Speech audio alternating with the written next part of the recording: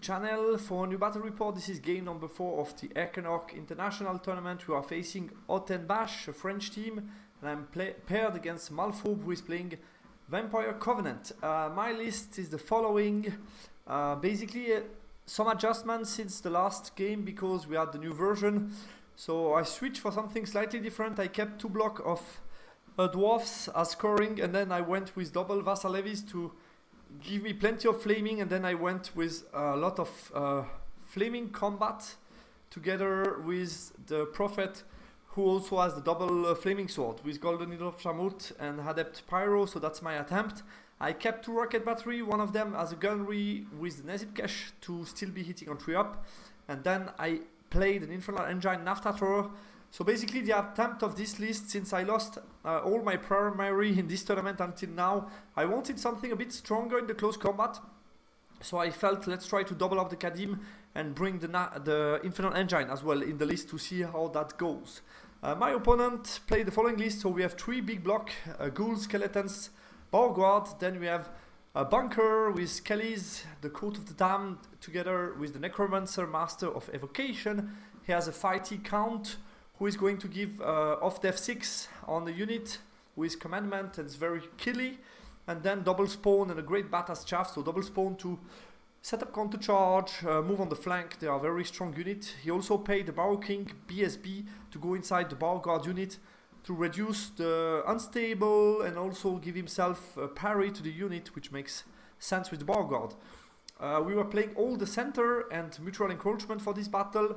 On the secondary objective, I had settled the score, which is to kill. I elected to kill his 2 great bats. I felt either he doesn't use the chaff, or if I have any line of sight with Pyro, I could potentially kill him. And he had Master of the Veil, so he needed to push me further away than 12 from the center, which works quite well with all the center, which is going to be the primary objective. And below you see the spell selection. Matchup analysis. Yeah, it has a solid blocky list with mid-size flying counter charger. So typically the type of VC list that I like a lot. I think they are very, very solid. I think primary clearly to his advantage due to bigger block. I don't think I can really contest the primary here. It's going to be hard. ID secondary, I felt probably the best out of the 3 because the other 2 need some fighting or board control, which I'm not going to be really able to do this game. And his is also quite doable because it's very aligned with all the ground. Path to victory. Yeah, I felt threatening the flank would be key with my Kadim while setting a solid center.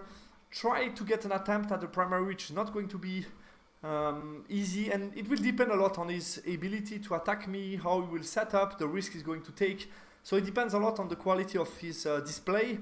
VC, yeah, I think is quite straightforward. Take control of the center and don't take any unnecessary risk, basically. Make sure that he always has like the counter charge setup and stuff like that. Others counter deploying, since the better for me. If you're worse on the primary, like hold the ground, I think it's quite good to play second, because you can potentially first of all adapt your deployment to your opponent's deployment, and second of all try to send some scoring at the end of the turn to chaff the next turn and still score.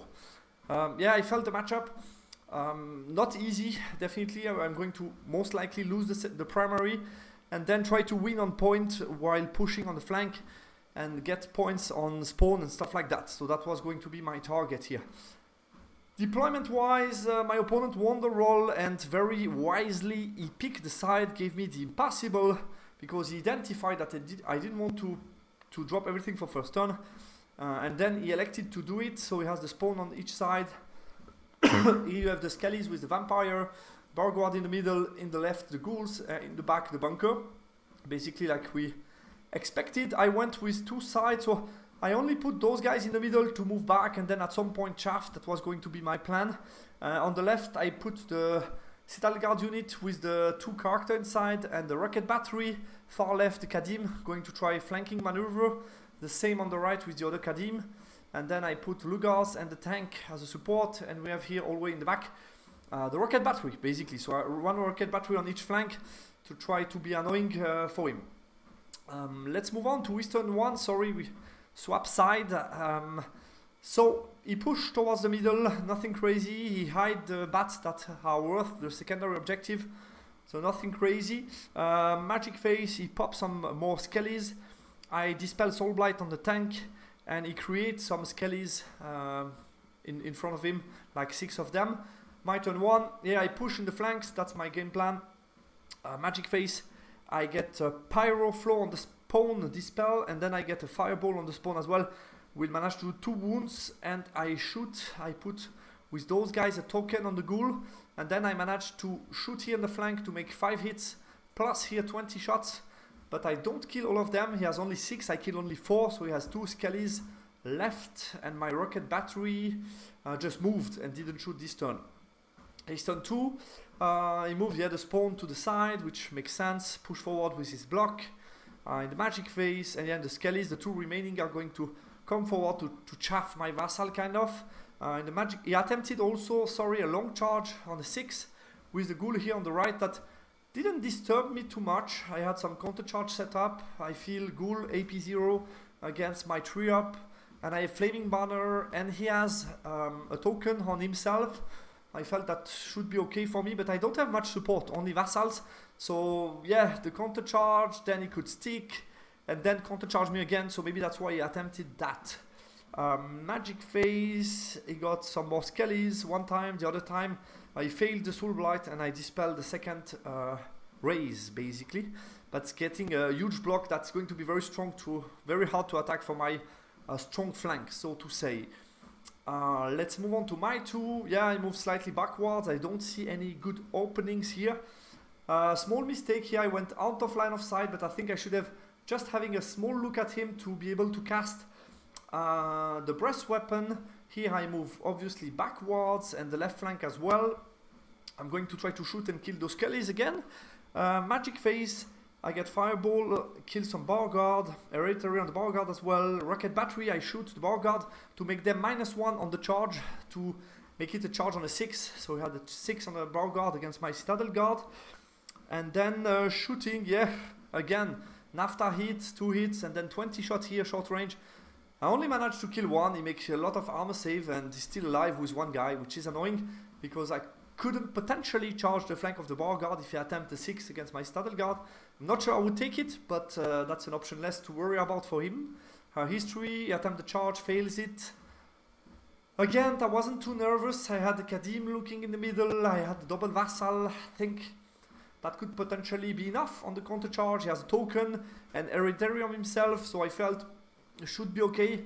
But yeah, maybe I think there is much more to lose for me than for himself, so he failed charge. The block on the left continued to zone me effectively. The magic phase, he get again a raise. He get also a ward save on the Bar Guard, and I dispel again Soul Blight against my tank, trying to save as many wounds as I can. My turn 3, I need to chaff him this time to move away with my block, so I turn around, move away to save those points, try to get some magic on the spawn. I get a line of sight. Again, I move back, trying to kill the lone skeletons, and the rest move slightly back and sideways. In the magic phase, I get Pyro Flow on the spawn, but only 3 wounds.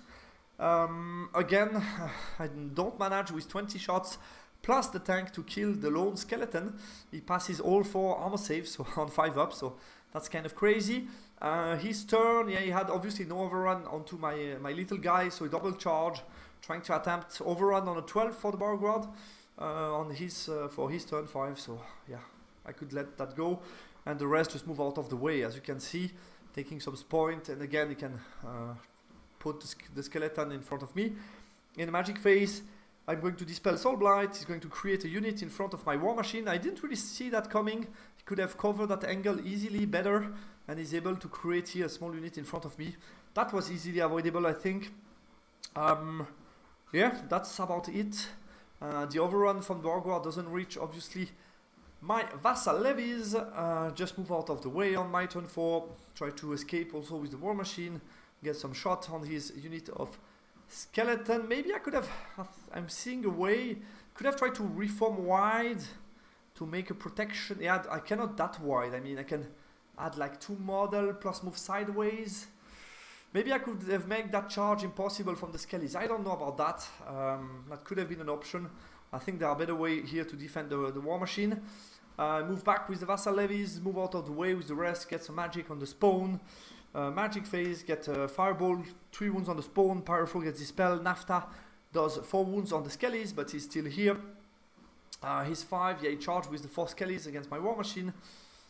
He charged with the Beauregard against my Vassal Levies, was a 3-up. I think I should have fled to just make him fail charge, and that's the end of the game for the Beauregard. I think that would have been the sound decision because he's getting close to my left flank, and he pushed me towards me, hide all the flying unit. Yeah, killed the Vassal Levies, turn around. My War Machine stick this turn, but I cannot counter charge. My 5, I turn around, and as you can see, he was able to get a heal. I dispel Soul Blight, so he got some heal on his Skellies unit in the close combat, which is going to give him more attack, and next turn will be either I can get him, but he could still kill the War Machine potentially.